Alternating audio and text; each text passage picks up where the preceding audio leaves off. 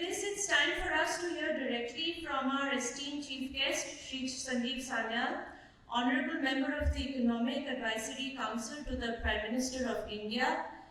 Please, everyone, join me in welcoming Mr. Shri Sanjeev Sanyal on stage. Thank you. Good evening, ladies and gentlemen and friends.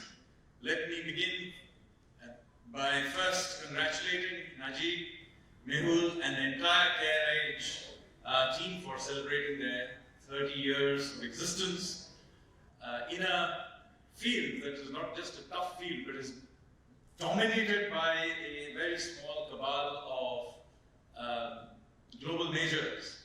To have survived for 30 years is no trivial thing. So let me say that for a homegrown indigenous company, this is a true example of Make in India. So well done. Big round of applause for them, ladies and gentlemen. And as you will see through the course of my talk, not only have they succeeded in this space, they have a very important role to play for India in the next 25 years as we emerge and take our place as a major global economic power. Now, credit rating is a very important activity because, of course, we live in a world of risk and uncertainty. This is not just, because we just happen to have gone through the COVID shock a couple of years ago. I'm sure anybody who's gone through it will by now have been convinced that we do live in a very risky world. But in fact, this is not the exception. No matter when you go back into history, you will see we always live in a risky and uncertain world. So if I went back 10 years ago and I asked you, are we in a world that is not risky or in equilibrium? You would have said, no, we have just come out of the global financial crisis and this is a very risky time. And if you went back another 10 years before that, you would have said, are we in a stable place? And you would have said, no, we have just come out of the Asian crisis, the dot-com bubble burst, just about evaded Y2K, and now we've got, had the 9/11 episode. This is a very risky place. And if you've gone back another 10 years back, well, was that a relatively stable world? Well, no. We just had the Soviet Union collapse, our own economy had gone through a crisis, and we had the first Gulf War. So the point I'm making to you is that the world is always a very risky, unstable place. And to make sense of it, we have created many institutions over time. And one of the important modern institutions for doing this is really the credit rating industry. Of course, people criticize them very often for getting it wrong, but let me say, looking into the future is not an easy task. And I'm sure CareEdge spends a lot of time looking into the future. And it's a very, very tough business, as I said. But it's an important part about our ability to deal with this churning, entrepreneurial, risk-taking world. Whether it's the financial institutions and their ability to deal with uncertainty and risk, whether it's the ability of investors, many of you here, be able to judge the level of risk you're taking when you're investing. And indeed, over time, much of financial regulation has come to, in fact, incorporate these ideas of risk and uncertainty into the way we think about the world. So, in this environment, credit rating is a very important part of how the framework of risk-taking functions. However, there is a problem in all of this. And the problem is that the normative framework in which all of this is done is essentially something that is run by the West. This is something where, even as the North Atlantic's importance to the world has rapidly shrunk, as other parts of the world have become economically more important, this is one area that they have continued to dominate. and they dominate it in ways that drives the globe, the world's way in which it sees itself, i.e. the narrative by which the world sees itself is effectively run by them. Now, this has many, many problems. Many people very often think about this purely in terms of the economic problem, but in fact, this feeds into geopolitics, it feeds into the way the rules of the game are framed for new technologies in terms of the way they are regulated, and so on and so forth. And so what has happened as a result is that you end up with big skews in the system, where we, as an emerging world power, find ourselves having to play by rules that we had no role in actually framing. And so it is what about 50 years ago the French had called the exorbitant privilege of the dollar. But it's not just the exorbitant privilege of the dollar, it's actually the exorbitant privilege of global normative rulemaking. And so this is something that we need to begin to challenge if we want to take our true place in the world. Now let me give you some examples of how this is done. Obviously, we will talk about sovereign ratings a little later, but let me say that even here, it's rather absurd that India, the fifth largest economy in dollar terms, the third largest economy in PPP terms, a country which actually has $600 billion in foreign exchange reserves, which is almost the same as its external debt, the fastest growing major economy in the world. I can keep going on, you know the list. But the fact is, despite all of this, we just about make it to investment grade. In all of the major sovereign rating agencies, Fitch, S&P, Moody's, or any of the other smaller ones that you may know of, we are just about to make it past into investment grade. This is utterly absurd. And while I don't want to name other countries, let me say that many of the countries that are in the same category are countries that just in the last decade were considered part of the PIGS, i.e. the countries in Europe that were almost all about to default. So in this environment, we need to begin to question why this is the case. And so I therefore suggested that this particular session should actually be a session about reversing the gaze. Why is it that we should always take their gaze and their narrative?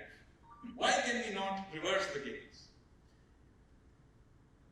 Now do remember that this is not about something that airy-fairy that happens far away from you.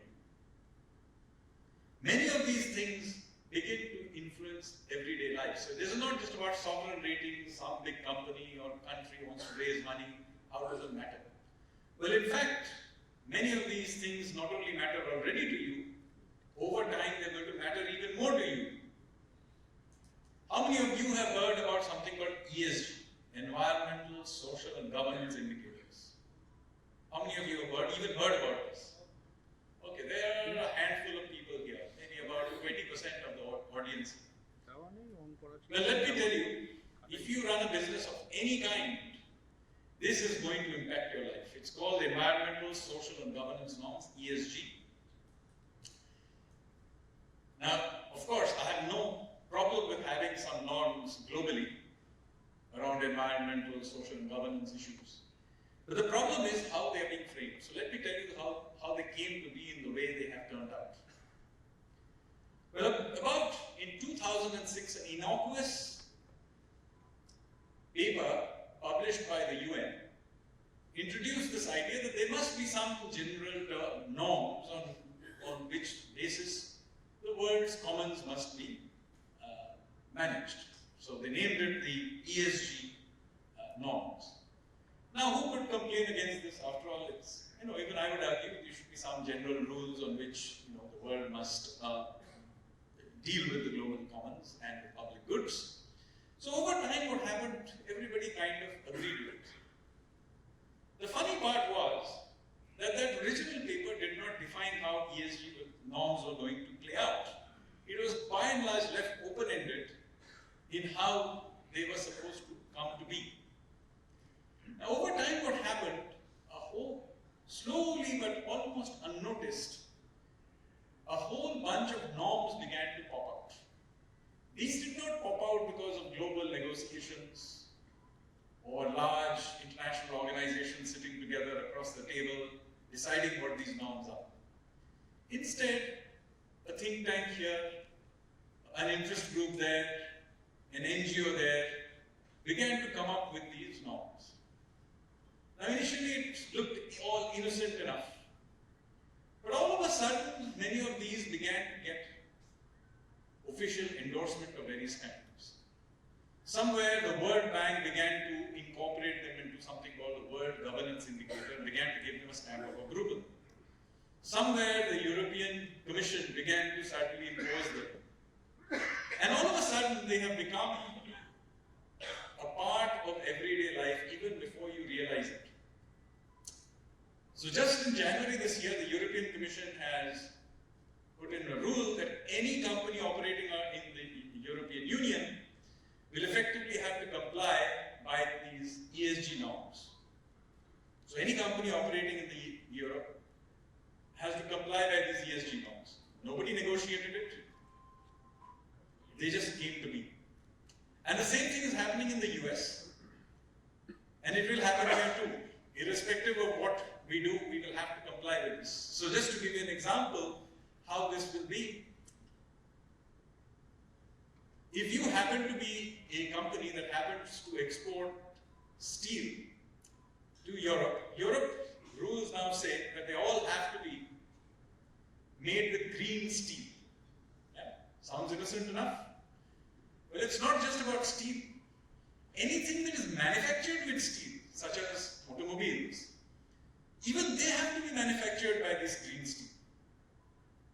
Well, you may at some point say, okay, maybe it's good for the environment and so on, so let's comply with this. Except that the way in which the greenness of the steel has been defined, it turns out it essentially means that it has to be made, this steel has to be produced in a very specific process. And it just happens to be that all the patents of that process happen to be held by Europeans. So you see what happens here. And this sort of thing is happening over and over again. And it's not just happening in these hard types of things. A lot of this actually happens even more in these perception-based indices. You may have suddenly seen that there are this plethora of these perception-based indices. You know, freedom index, democracy index, this index, that index, popping up from obscure think tanks that you've never heard of before. So you have something called the Reporters Sans Frontières, a France-based organization, which supposedly promotes freedom of speech and media. And they come up with a list of rankings of countries based on what they perceive to be the level of freedom of speech and freedom of press in those countries. And guess where we are in that list? Well, we are around about 100 out of 160 countries, or even less. It turns out that we are in fact even below Afghanistan and Pakistan. A similar index is there for academic freedom. Now even in that index we are below Afghanistan. Now if you're telling me that this is a case of objective ranking, you've got to be kidding me. Clearly there is a certain politics in this. And I've written about this extensively in major newspapers like Times of India and so on. I published some working papers around this on these methodologies, and some of these methodologies are laughable. So some of these rankings, for example, have been done, and I'm talking about major, I'm not talking about obscure ones. These are major ones done by VDEM, that's a varieties of democracy of Sweden, or Freedom House of the US, or Chatham House of the UK, and so on. You'll have a bunch of these, and if you go through their methodologies, it's quite amazing. Many of these people have just interviewed some 25 odd people, so-called experts, and ranked the world. I mean, even a college election, if you were doing a poll, and you just interviewed 25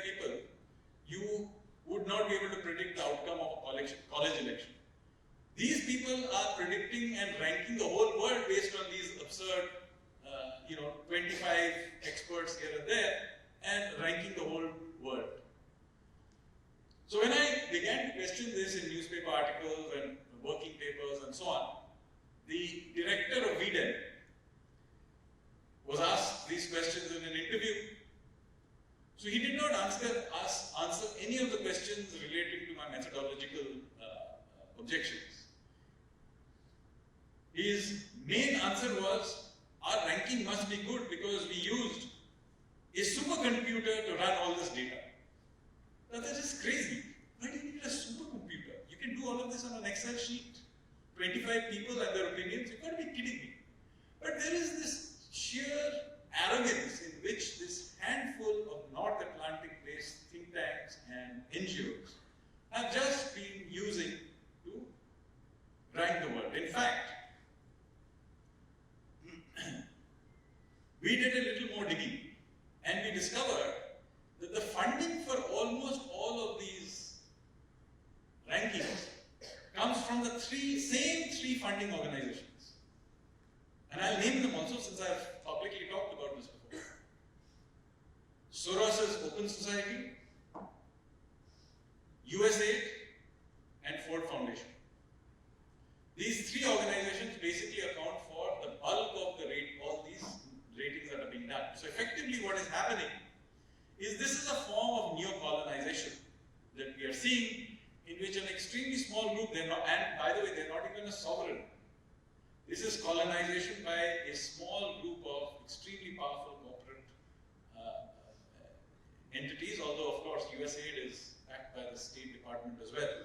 Nevertheless, this tiny cabal of people are essentially going around setting the benchmarks for the whole world in all kinds of things. This includes, incidentally, a lot of medical things as well. Many of you have been getting tested recently, or have got relatives and friends recently. You'll discover all of you are anemic, have vitamin D deficiency, and are also suffering from diabetes. If you're not diabetic, then you're at least pre-diabetic. Where do these benchmarks come from? Go and look them up. I've written about this extensively as well. So what is happening is that we are being slowly bound together into this network of benchmarks which run our lives, which is used to decide whether or not we are good or bad, decide the rate at which we get interest, decide the medicines we have, and all of these benchmarks are now decided by some third party, sitting in some nebulous organizations in the North Atlantic, at a time when the world economy is no longer run by the North Atlantic. So this is why I said it is very important to turn the gaze. And so let me give you one last example before I come to the framework that CareEdge has set up. To understand what should be done now, you need to understand that the first step towards this is to begin to realize that much of what these frameworks are not only to be questioned, but you can actually create alternative benchmarks with ease. In the end, a particular narrative or a benchmark is not replaced by critiques. They are ultimately replaced by new narratives and new benchmarks. And so, let me give you an example of something called the democracy index. So there is these various democracy indices which have popped up in which, by the way, find their way into also our sovereign ratings and many of these ESG ratings. And what you will find intriguing is that almost all of them, the world's largest democracy, India, will not even rate in the top 100 democracies of the world. So who are the top democracies in the world according to these lists? Well, let me tell you. The Kingdom of Sweden, the Kingdom of Norway, the Kingdom of Denmark, the Kingdom of Belgium, the Commonwealth of Canada, the Commonwealth of New Zealand. In fact, electing your head of state seems to be extremely bad for your democracy. That is the main finding of this. So supposing all you need to do is to create your own democracy index and just include a very basic category in there where you give some weightage to whether or not you have a elected head of state, all of these great democracies will no longer be in that list, or at least will dramatically find their rankings to fall. So the point I'm making to you is what gaze you take makes a very big difference. Now, finally, to come to what CareEdge is attempting to do, it's a very big deal. For the very first time, a country from the global south is going to have the courage of turning the gaze and rating the rest of the world. And the methodology that you saw here is best in class. I've gone through the methodology with them several times. There are, of course, many similarities with the rating methodologies used by others, and I've requested them to use the forecasts and other data from the very best sources, IMF and so on. So they can't be said that they are cooking up their data or anything like that. But the framework itself is world class. And there are many, many elements which you heard, and I'm going to go through a few of them, where I will show you that the places where they are deviating from the methodologies of S&P, Moody's, and so on, they are a distinct improvement. So let me show you a few of them. So you had all the 5 pillars, so I'm going to give you a few illustrations. For example, in the very first pillar, you saw about GDP and growth and so on. All of the methodologies that are there in existence today, they all have per capita income in dollars. Now the question is, why have per capita income in dollars in here at all? After all, what is a sovereign rating? Sovereign rating is actually a sense of the ability of a country, or the willingness as well of that country, to repay the debt that it has run up with the rest of the world, right? That's what it is. Now, why do we want to care about GDP per capita? I understand debt to GDP. I understand the availability of foreign exchange reserves and your fiscal numbers and so on. Why would we care about your GDP per capita? Well, it turns out, as far as I'm concerned, this is a very sly way to incorporate skin color into the ratings. I'm sorry I have to be as crude as that, but there is actually no other way to look at it. If you just do a very simple correlation, there is a high correlation between skin color and GDP per capita. This is basically indoctrination of racism into the system. So I actually personally thought this should be dropped.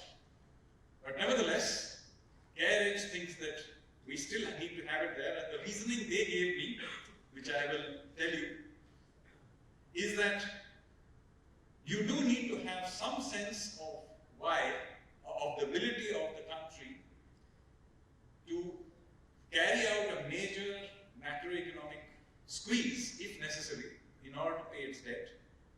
And if it happens to be a very poor country, then its ability to do so is limited. By the way, this is also the reasoning that S&P, Moody's, and Fitch give for including per capita income in there. However, and I will say that here an innovation has been made by them, which I think is very clever. They said, okay, if that is the real reason you want to include it, then you must do it in PPP terms, in purchasing power parity terms. Because after all, if your real concern is a welfarist concern about the ability of a government to squeeze the system if necessary for a macroeconomic adjustment, then surely the thing to look at is the welfare level of that population. And so it must be done in PPP terms, and exactly that is what they are doing. I personally think it should be dropped completely, but if you must include it, then this is the way to do it. So again, well done. Second, they have introduced something that no other framework introduces, which is gross domestic capital formation as a percentage of GDP. This is basically the investment rate of the country. Other countries do not include this at all. Now, I think this is great because ultimately you do care about the future ability of the country to generate output, i.e. the country's supply side. And what simple way to incorporate the ability of a country to be able to produce output into the future, but its current investment rate. So again, great innovation, and I think others should also incorporate this. Third innovation is to include the default history of a country into its rating. Now you would think this is an obvious thing to do. Every corporate, I'm sure this is done, right? Default history is taken into account, do they? Yeah. Now, but for some reason, sovereigns, this is not done. So therefore, you can have a peculiar situation that countries who have defaulted multiple times or are near defaulted or had their debts repeatedly restructured, such countries do not suffer at all in their sovereign ratings or don't do so in a meaningful way. It's there in a second order sort of way, but CareEdge's methodology, by incorporating this in a very explicit way in the way they are doing it, again, is a very good innovation. Well done. Good thing as well. At this point, you may say that all of this, GDP per capita by PPP, investment rate as percentage GDP, default history, all of this plays in India's favor. So all you're doing is quietly putting in things that are in India's favor and therefore trying to ramp it up. That's not the case, because their methodology is actually quite solid, because they have also included things in which we will not actually benefit. For example, they include here reserve currency status. Right? We are not a reserve currency yet. We intend in a decade's time, we aspire for the Indian rupee to become a reserve currency. Today we are not a reserve currency. The Reserve Bank and Finance Ministry is putting an effort to slowly internationalize the rupee, but we are not going to be there for some time. But by including reserve currency status, it does something important, because of course the ability of a country to issue currency to debt in its own currency and have other countries hold it, and for it to be a part of the IMF's SDR basket, is of course a reflection of the country's strength as well as its ability to issue debt. So I think this is a fair thing. Again, well done, good thing to include. I have now drawn on for quite some time, but my basic purpose here was to say that this is actually a very major moment in our economic history. It's not just the 30th year of CareEdge, it is also a turning point where a country, after hundreds of years of seeing our share in world GDP go down, suddenly in the last decade and a half or so, we are seeing it begin to come up. In the last decade alone, our economy has gone from being the 10th largest economy in the world to being currently the 5th largest economy in the world. And in the next 3 odd years, we are going to become the 3rd largest economy in the world. This is a major reversal of hundreds of years of decline. And so we are proud to be living in this moment. And a part of doing that is that India should now begin to have the confidence to deconstruct the rest of the world in its own terms. And this particular framework that CareEdge is giving for sovereign ratings is an important step in that direction. Thank you, ladies and gentlemen. Jai Hind.